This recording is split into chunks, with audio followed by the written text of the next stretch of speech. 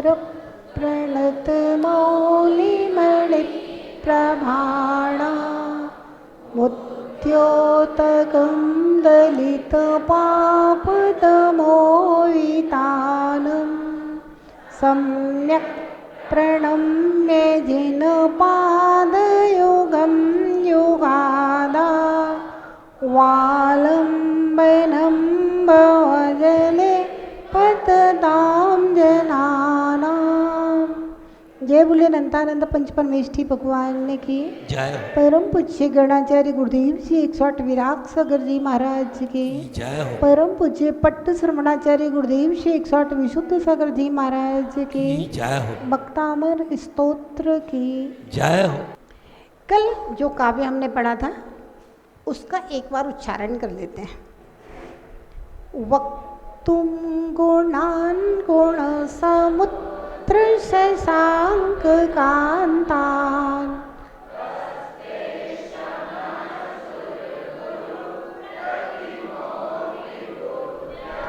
कल्पांत काल पवनोत्थत नक्र चक्रम को वातरितुमलमम्बुनिधिम्बुजाम्य। वक्तुं गुणान् गुणसमुद्र शशांक कांतान् कस्ते क्षमः सुरगुरु प्रतिमोऽपि बुद्ध्या कल्पान्तकालपवनो तत्नक्रचक्रं को वातरितुमलमं बुनिदिम्बुजाभ्याम। बहुत अच्छा। पहले जब भक्तामर जी का शिविर हमने एक बार यहाँ लगाया था 10 दिन का, एक दिन में 5 काव्य पढ़ाते थे, तब पढ़ना सीख लिया था और अब अशुद्धियाँ दूर हो गई पूरी। चलिए अब हम लोग आगे चलेंगे 5वें काव्य की ओर। सोहम सोहम सोहम सोहम सोहम तथापि तथापि तथापि तथापि तौ तौ भक्ति भक्ति वर्षान वर्षान मुनीश सोहम तथापि सोहम तथापि तौ भक्ति वशान मुनीश वशान मुनीश वशान मुनीश कर्तुम।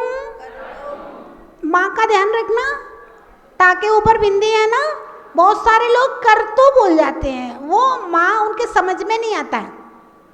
कर्तुम कर्तुम कर्तुम कर्तुम कर्तुम स्तवम स्तवम स्तवम स्तवम। जब हम इन दोनों को मिला के बोलेंगे ना तब कैसे बोलना है ध्यान रखो।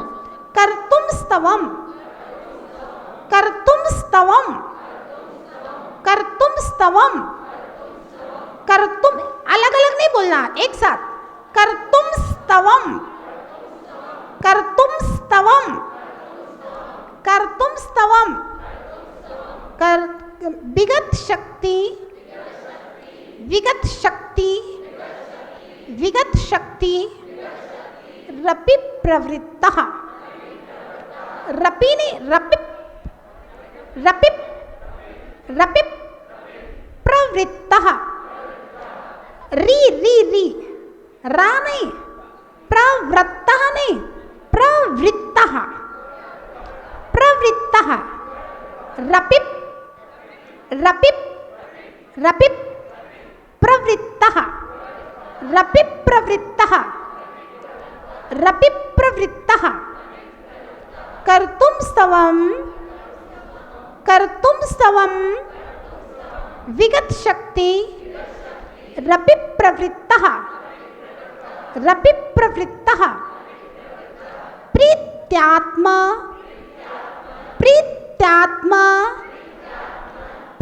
प्रीत्यात्म प्रीत्यात्म वीर्य वीर्य मविचार्य मविचार्य मृगी मृगेन्द्रम मृगी मृगेन्द्रम मृगी मृगेन्द्रम प्रीत्यात्म वीर्य प्रीत्यात्म वीर्य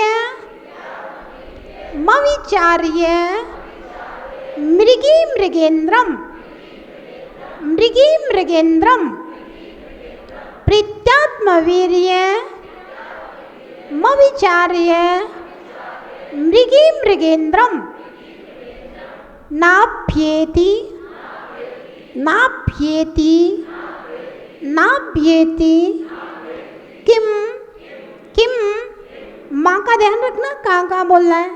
किम निज शिशोः निज शिशोः निज शिशोः परिपालनार्थम परिपालनार्थम परिपालनार्थम परिपालनार्थम नाभेति किम निज शिशोः नाभेति किम निज शिशोः परिपालनार्थम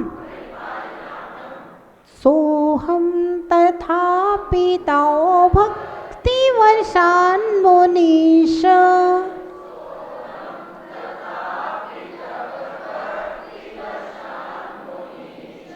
सोहम तथा पिता भक्तिवर्षान् मुनीश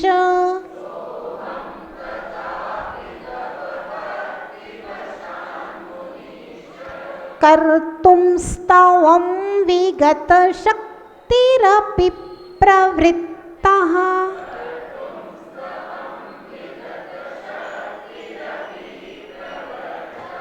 कर्तुं स्तवं विगत शक्तिरपि प्रवृत्तः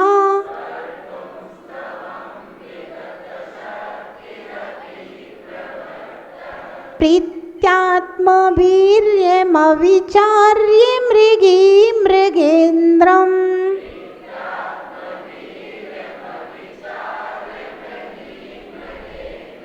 प्रीत्यात्मवीर्यमविचार्य मृगी मृगेन्द्रम्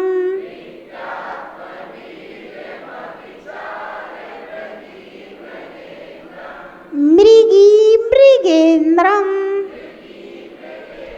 मृगी मृगेन्द्रम नहीं है, मृगी मृगेन्द्रम नाभ्येति किम निज शिशोः परिपालनार्थम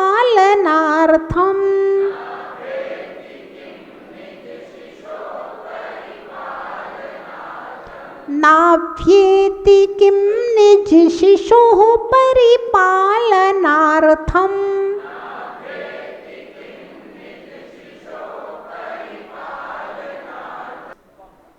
कर्तुम स्तवम कर्तुम स्तवम कर्तुम स्तवम कर्तुम स्तवम। अब देखिए, का है, फिर रा है, फिर ता है, फिर ऊ है, फिर माँ है, आधा माँ है और आधा सा है, तो हम इनको मिला के बोले कर्तुम स्तवम। ठीक, और कोई शब्द समझ में नहीं आया हो तो पूछ सकते हैं, उच्चारण नहीं बना हो तो पूछ सकते हैं। मृगी मृगेन्द्रम मृगी मृगेन्द्रम मृ मृ रिरी रिरी होती है ना, रिरी मृ मृगी मृगेन्द्रम। पूरे मुंह की एक्सरसाइज हो जाएगी, गालों की, मुंह की, दांतों की, जीभ की, गले की। मृगी मृगेन्द्रम।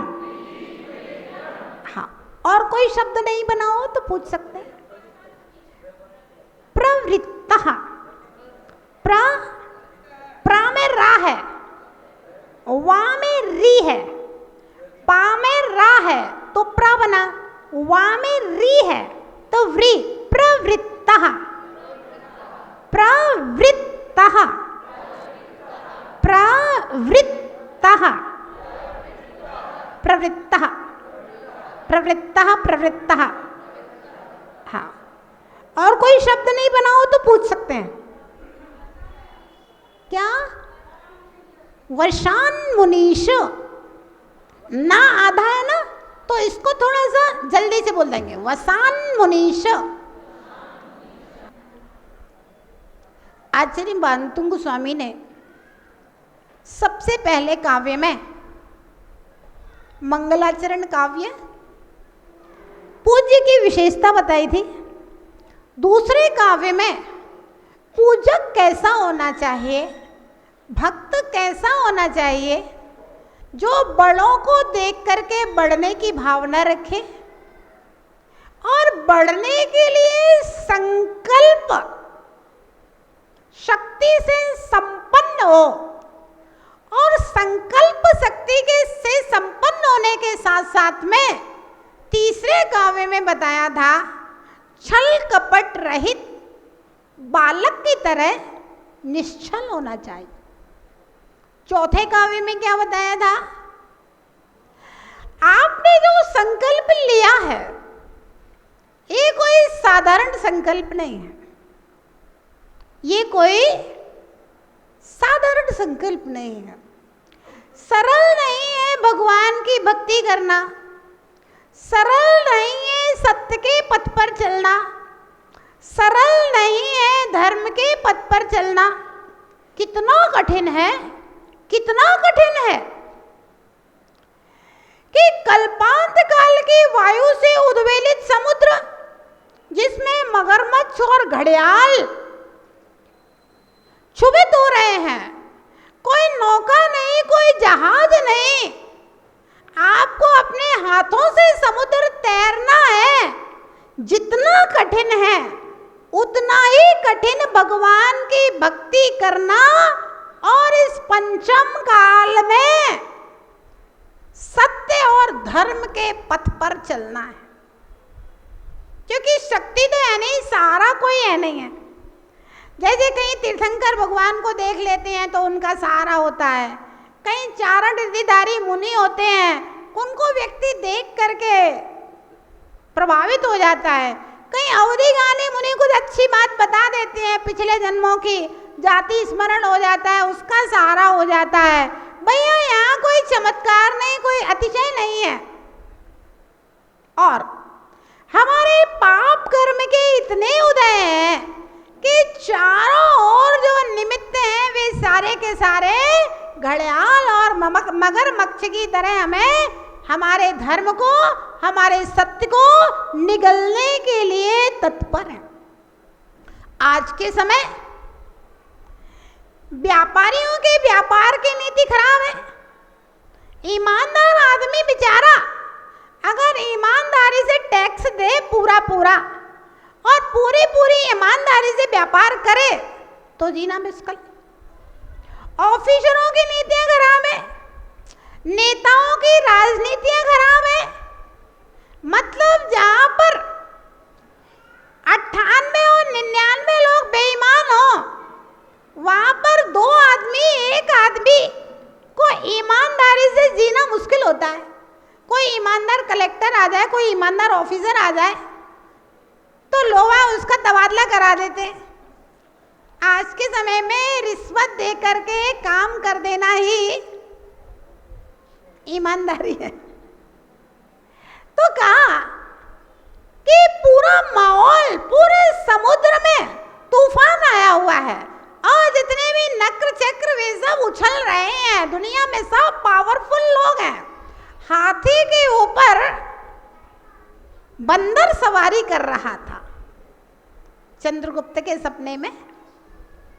तो कहा कि निम्न जाति के लोग उच्च उच्च पदों पर बैठेंगे। अब बड़ा मुश्किल काम है। हम धर्मात्मा है ना, अहिंसक वृत्ति वाले, रात्रि भोजन का त्याग करने वाले, चींटी को भी नहीं मारने वाले, चींटी की भी रक्षा करने वाले, और हम छोटे अफसर हैं और हमसे ऊपर वाला अफसर है। अब वो कहता है भाई शराब की बोतल लेकर के आओ,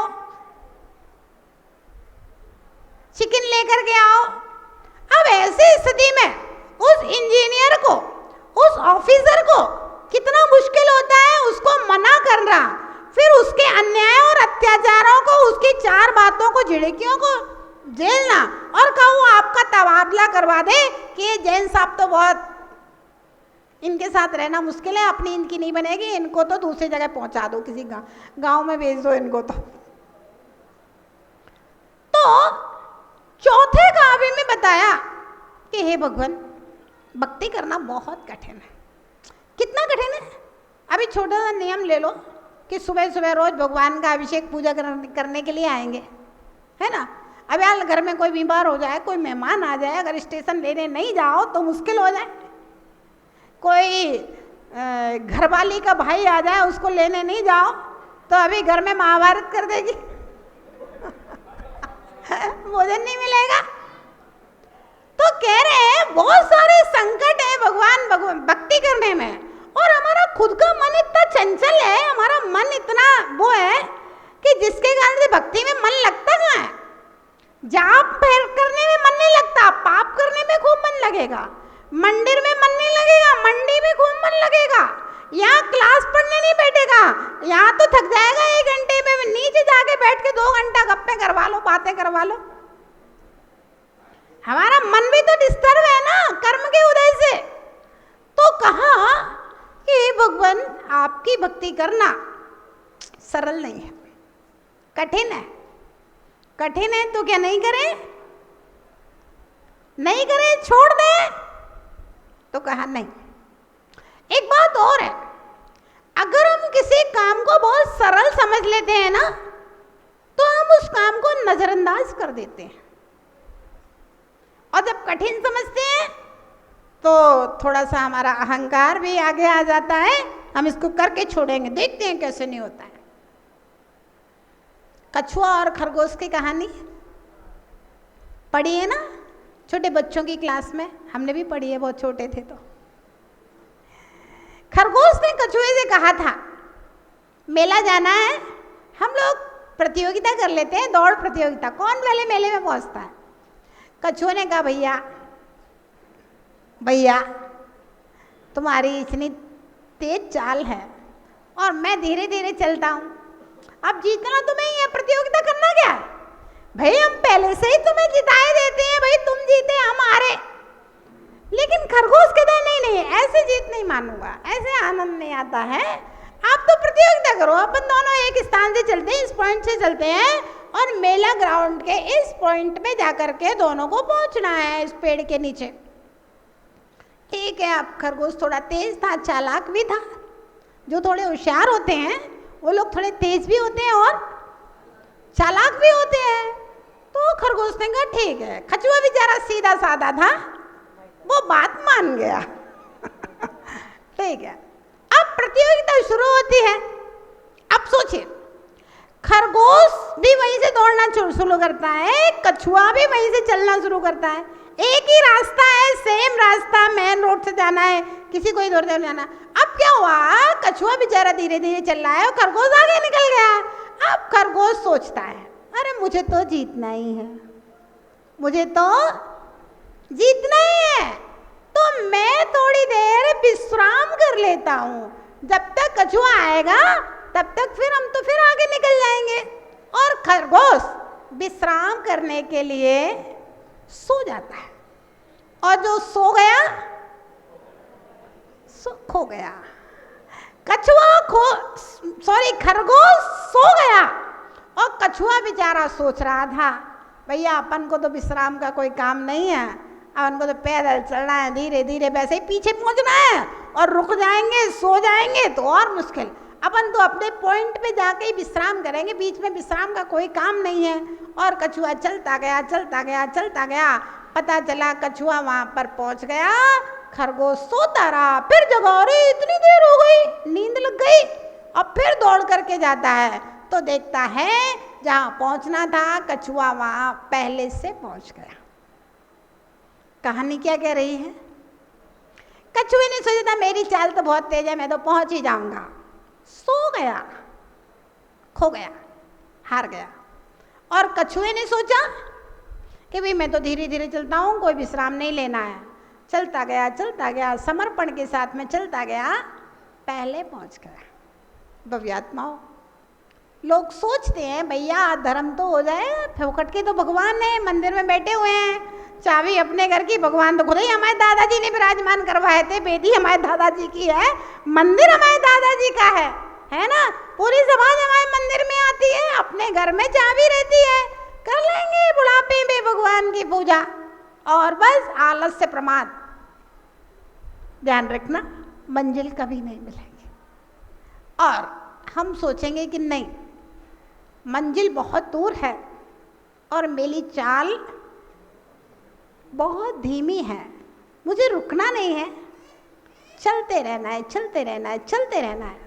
विश्वास मानना, कल हमने कहा था ना, एक लाइन अगर रोज याद करोगे, एक लाइन रोज याद करोगे तो 192 दिन में पदम भैया बक्तांबर याद करके आप हमें सुना दोगे। और अगर आपने सोचा कि हम तो बहुत बुद्धिजीवी हैं, हमने तो सब पढ़ा हुआ है, हमारा तो पूरा रटा हुआ है, तो जिंदगी गुजर जाएगी, बक्तांबर जी याद होने वाला नहीं है। जिस चीज को हम सरल मान करके और अपने आप को जीनियस मान करके लापरवाह हो जाते हैं, आप कभी मंजिल को प्राप्त नहीं करेंगे। और अगर आप कठिन मान करके पूरे समर्पण के साथ में एक एक कदम चलेंगे तो आप चलते चलते मोक्ष को प्राप्त हो जाएंगे। इसलिए आचार्य मानतुंग महाराज ने कहा, भक्त के अंदर बालक जैसा समर्पण हो। निश्चित रूप से मंजिल कठिन है, बहुत दूर है, मोक्ष मार्ग दिखता भी नहीं है। दिल्ली बंबई जाने का रास्ता दिखता है, मोक्ष मार्ग स्वर्ग और मोक्ष कोई दिखता भी नहीं है, लेकिन फिर भी आस्था के साथ में चलना प्रारंभ करता है। एक एक कदम सही, एक एक डग सही। ध्यान रखना, अपने जीवन में भगवान की वाणी को प्रतिदिन पढ़ना, स्वाध्याय जरूर करना, कुछ ना कुछ सीखना रोज, है ना। अगर आप एक शब्द भी रोज सीखते हो तो आप 365 दिन में 365 शब्द सीख जाओगे और अपने जीवन में कितनी सारी चीजें सीख जाओगे, उससे आप विद्वान बन जाओगे। एक दिन मैंने कहा कि स्वाध्याय जरूर करना, प्रतिदिन स्वाध्याय करना। एक दिन में 24 घंटे में कितने मिनट होते हैं, हिसाब लगाना जरा। 24 गुणा 60, 1440 मिनट होते हैं। कितने? 1440 मिनट होते हैं। अगर आपके अंदर थोड़ी सी भी भगवान के प्रति श्रद्धा है, जरा सी भी यदि भगवान के प्रति श्रद्धा है, अंश मात्र भी, तो कम से कम दिन में 1 मिनट भगवान की वाणी का स्वाध्याय जरूर करना। 1 घंटा नहीं कह रहे हैं, 1 मिनट जिनवाणी का स्वाध्याय जरूर करना। 1 मिनट में कम से कम आपकी 4 लाइनें पढ़ जाएंगी रितेश भैया। 4 लाइनें अगर आप रोज पढ़ेंगे तो 1 साल में 1200 लाइनों के 2 ग्रंथ आपका स्वाध्याय हो जाएगा, मात्र 4 लाइनें रोज पढ़ने से। 4 लाइनें रोज पढ़ने से 1200 लाइनों का एक ग्रंथ का स्वाध्याय आपका हो जाएगा। 1 मिनट भी रोज पढ़ना। तो रोज चलो कछुए की तरह, एक एक कदम चलते रहो, रुकना नहीं है, क्योंकि मंजिल हमको पाना है। तो कहा अब इतना कठिन है भक्ति करना, तो हम नहीं करेंगे। तो 5वां काव्य है, सोहम तथापि तव भक्ति वशान मनीष, स अहम, वह मैं, तथापि फिर भी, तो भक्ति, हे भगवान, हे मुनीश, हे मुनियों के ईश आदिनाथ स्वामी, तब भक्ति बसान, आपकी भक्ति के वशीभूत होकर के, आपके अनुराग के वशीभूत होकर के, आपके गुणों के प्रति आकर्षित होकर के, कर तुम स्तवन करने के लिए, कर तुम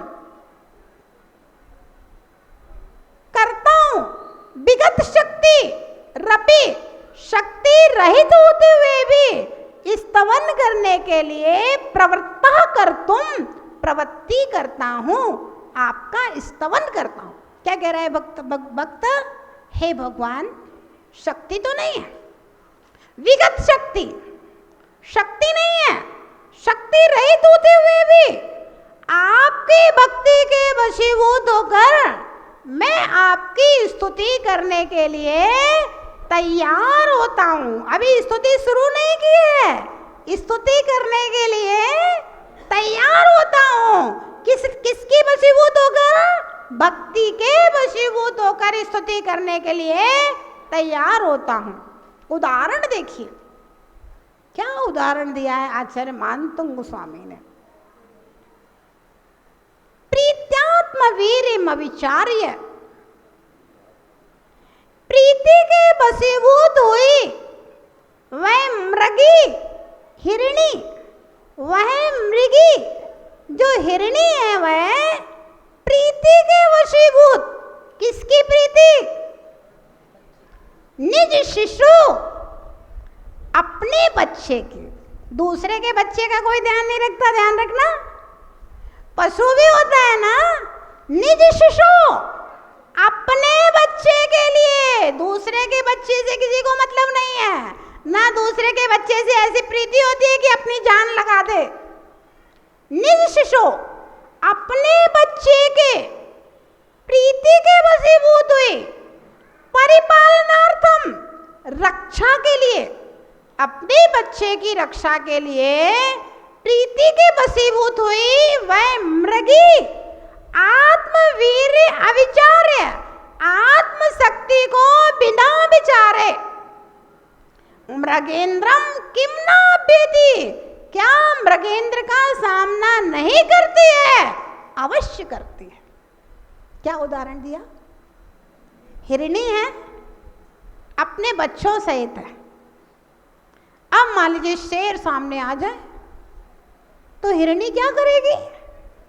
अपनी आंखों के सामने हिरणी शेर को अपने बच्चे नहीं खाने देगी, वो अपने बच्चों की रक्षा के लिए शेर के आगे आ जाएगी और शेर से युद्ध करने के लिए तत्पर हो जाएगी। जब तक तन में प्राण है तब तक हिरणी के बच्चों को शेर हाथ भी नहीं लगा सकता, उनका बाल भी बांका नहीं कर सकता। भले हिरणी मर जाए लेकिन बच्चों की रक्षा में प्राण देगी। तो कहा है भगवान, एक वह हिरणी होती है जो अपने बच्चों की रक्षा के लिए अपनी शक्ति नहीं देखती कि भाई ये जंगल का राजा शेर और कहा मैं हिरणी, मैं लड़ूंगी तो मर जाऊंगी, मैं भाग जाती हूं, बच्चों को खा जाने दो। नहीं, वह हिरणी सामने आ जाती है और मृगेंद्र का सामना करती, भले ही मर जाए। तो ऐसे ही भगवान आपकी बस्ती के वशीभूत होकर, मुझ में भक्ति करने की शक्ति नहीं है लेकिन फिर भी मैं भक्ति करने के लिए तैयार होता हूं। एक कथा सुनी होगी आप लोगों ने, शूकर और शेर की। एक मुनिराज गुफा में आकर के ध्यान करने के लिए बैठे थे।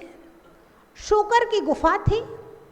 शूकर जंगल से आया और देखो धरती के देवता आज मेरी गुफा में विराजे हैं, नमस्कार हो नमस्कार हो। अब सोचता है भाई जंगल का मामला है, कोई भी इंसेक्ट पशु अभी मुनि को कष्ट दे देगा, गुफा के गेट पे बैठ जाता है।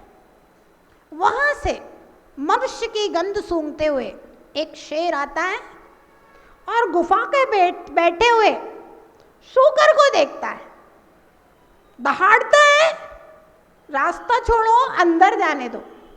अंदर मुनि महाराज दिख रहे हैं, मनुष्य दिख रहा है शेर को, आज पशु का मांस नहीं खाना है, आज मनुष्य को खाना है। शुकर खड़ा हो, वह भी अपनी भाषा में आवाज करता है। शेर अपनी भाषा में दौड़ता है, रास्ते से हट जाओ, तुम मेरी शक्ति को नहीं जानते हो। शुकर अपनी भाषा में कहता है, सिंहराज, वनराज, तुम्हारी शक्ति को कौन नहीं जानता, पूरी दुनिया में प्रसिद्धि है शेर की शक्ति, जंगल का राजा। लेकिन वनराज, तुम मेरी भक्ति को नहीं जानते। और शेर दहाड़ता है, शुकर भी उसका जवाब देता है। शेर आक्रमण करता है, शुकर प्रति आक्रमण करता है। ध्यान रखना, अहिंसक कभी आक्रमण नहीं करता। भगवान का भक्त, गुरु का भक्त कभी आक्रमण नहीं करता। लेकिन जब कोई सामने से आक्रमण करता है तो रक्षा के लिए प्रति आक्रमण करता है। शेर ने आक्रमण किया, शुकर ने प्रति आक्रमण किया, दोनों का युद्ध होता है, पंजे से पंजे लड़ते हैं, लड़ाई झगड़ा, अंत में शेर लहूलुहान हो जाता है, शुकर अपनी पूरी ताकत लगा देता है, शेर भी अपनी पूरी ताकत लगा देता है और दोनों मृत्यु को प्राप्त हो जाते हैं।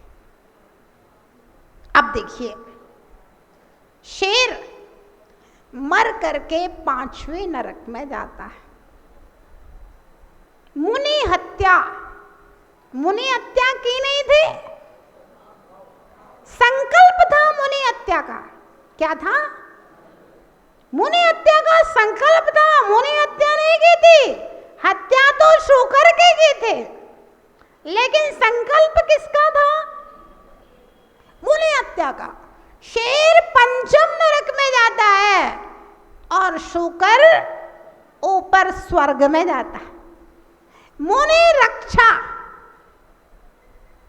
संकल्प किसका पूरा हुआ? शेर का या शुकर का? शुकर ने प्राण देकर भी अपने संकल्प को पूरा किया। धर्म से प्यारा जगत, प्राण से प्यारा जगत में प्राण से प्रिय धर्म है।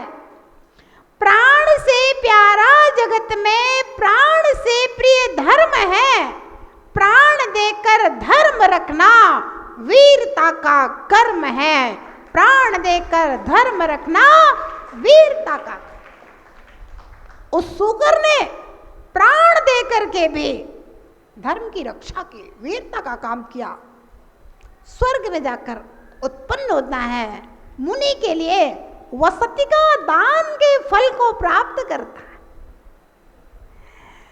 मुनि रक्षा के भाव से स्वर्ग में जाता है।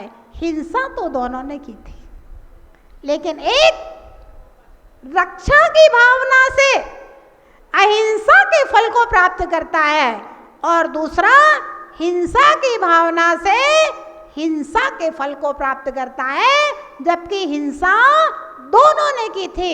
विशेषता है, एक हिंसा करके भी अहिंसा का फल प्राप्त कर रहा है और एक हिंसा करके हिंसा के फल को प्राप्त कर रहा है। बल्कि हिंसा ना करके, मुनि की हिंसा तो नहीं कर पाया, लेकिन फिर भी मुनि हत्या के फल को प्राप्त कर रहा है। वो भी आत्माओं, भावनाओं का फल है। तो भक्त कहता है, भगवान शक्ति तो नहीं है मुझ में उस शुकर की तरह, शेर से लड़ने की शक्ति नहीं है, लेकिन फिर भी मैं आपकी भक्ति के वशीभूत होकर के आपकी भक्ति करना प्रारंभ करता हूं। 2 लोगों की प्रीति प्रसिद्ध है। एक बंदरिया होती है जो अपने बच्चों को बहुत प्रेम करती है। लोग देखे, बंदरिया अपने बच्चे को छाती से चिपका करके घूमती है। हिरनी के बारे में तो अभी बता दिया, अब बंदरिया के बारे में और सुनो, बंदरिया क्या करती है। बंदरिया अपने बच्चे को छाती से लगा करके घूमती है, और जब कोई ऐसा स्थान हो पानी का, पानी भर रहा हो, तो बंदरिया जब तक पानी गले तक नहीं आएगा तब तक अपने बच्चे को छाती से लगाए रहेगी। और जैसा ही पानी गले के ऊपर बढ़ने लगा तो मालूम बंदरिया क्या करती है, अपने बच्चे को छाती से हटा करके जबरदस्ती जमीन में पटक देगी और उसके ऊपर खड़ी हो जाएगी अपनी रक्षा के लिए। ये बंदरिया का प्रेम होता है। ऐसे भगवान के भक्त भी होते हैं, शुभम चक्रवर्ती जैसे। बंदरिया की तरह नमोकार को अपने साथ में लगाए थे, पढ़ रहे थे नमोकार, लेकिन जब पानी गले के ऊपर गया, देव ने कहा अब तुम बच नहीं सकते हो, कोई रक्षा करने वाला यहां नहीं है, एक ही रक्षा का उपाय है, लमोकार हाथ से लिख दो पानी पे और पैर से मिटाल दो। अब क्या करें? लमोकार जिसको छाती से लगा के रखा है बच्चे की तरह, उसको नीचे गिरा के उस पे खड़ा हो जाए कि लमोकार की रक्षा करे। शुभम चक्रवर्ती ने सोचा प्राण बचेंगे तो फिर नमोकार पढ़ लेंगे। पानी में लिखा, हाथ से पैर से मिटा दिया। सारे रक्षक देव किनारे खड़े हो गए और देव ने उसका जहाज डुबा दिया, मर के सप्तम नरक में गया। लोभ्य आत्माओं, मिथ्या दृष्टियों का प्रभु प्रेम बंदरिया की तरह होता है और सम्यक दृष्टियों का प्रभु प्रेम हिरणी की तरह होता है, उस शूकर की तरह होता है। अब देख लो आप लोग, कैसा प्रभु प्रेम है, कैसा धर्म प्रेम है मेरे अंदर। भव्यात्माओं, 5वें काव्य में आचार्य महाराज कह रहे हैं, भक्त के अंदर अनन्य भक्ति होना चाहिए, अटूट भक्ति होना चाहिए, श्रद्धा बहुत गहरी होना चाहिए। परिस्थिति चाहे जो भी आ जाए, मैं अपने धर्म में, अपने नियम संयम व्रत में, अपनी श्रद्धा में दृढ़ रहूं। चारित्र से भ्रष्ट तो फिर भी एक बार मोक्ष प्राप्त कर लेगा, लेकिन श्रद्धा से जो भ्रष्ट हो गया वह कभी भी निर्वाण की सिद्धि नहीं कर पाएगा। इसलिए भक्त की श्रद्धा तलवार के ऊपर जैसे पानी चढ़ जाता है, वह पानी उतरता नहीं, तलवार टूट जाए, इसी प्रकार की भक्त की श्रद्धा होना चाहिए।